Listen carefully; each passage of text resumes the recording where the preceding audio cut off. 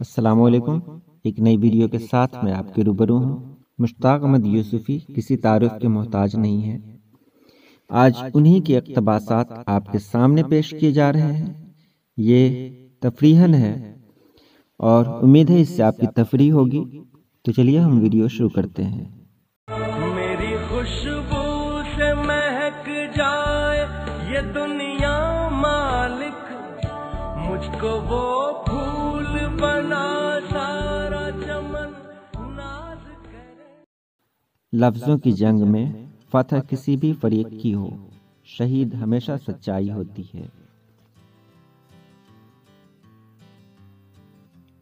دشمنوں کے حسب عداوت 3 درجے ہیں: دشمن، جانی دشمن اور رشتہ دار۔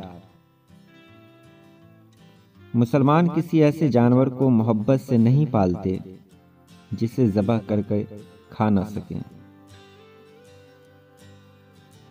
آدمی ایک بار پروفیسر ہو جائے تو عمر بھر پروفیسر ہی رہتا ہے، خواہ بعد میں سمجھداری کی باتیں ہی کیوں نہ کرنے لگے۔ مصائب تو مرد بھی جیسے تیسے برداشت کر لیتے ہیں، مگر عورتیں اس لحاظ سے قابل ستائش ہیں کہ انہیں مصائب کے علاوہ مردوں کو بھی برداشت کرنا پڑتا ہے۔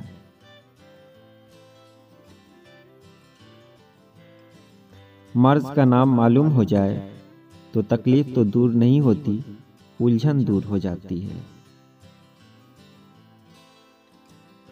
فقیر کے لیے آنکھیں نہ ہونا بڑی نعمت ہے۔ محبت اندھی ہوتی ہے، چنانچہ عورت کے لیے خوبصورت ہونا ضروری نہیں، بس مرد کا نابینا ہونا کافی ہوتا ہے۔ بڑھاپے کی شادی اور بینک کی چوکیداری میں ذرا فرق نہیں، سوتے میں بھی ایک آنکھ کھلی رکھنی پڑتی ہے۔ مرد کی آنکھ اور عورت کی زبان کا دم سب سے آخر میں نکلتا ہے۔ جس دن بچے کی جیب سے فضول چیزوں کے بجائے پیسے برآمد ہوں تو سمجھ لینا چاہیے کہ اسے بے فکری کی نیند کبھی نہیں نصیب ہوگی۔ قبر کھودنے والا ہر میت پر آنسو بہانے بیٹھ جائے تو روتے روتے اندھا ہو جائے۔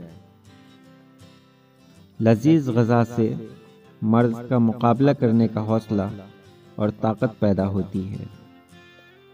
فرضی بیماریوں کے لیے یونانی دوائیں تیر بہدف ہوتی ہیں۔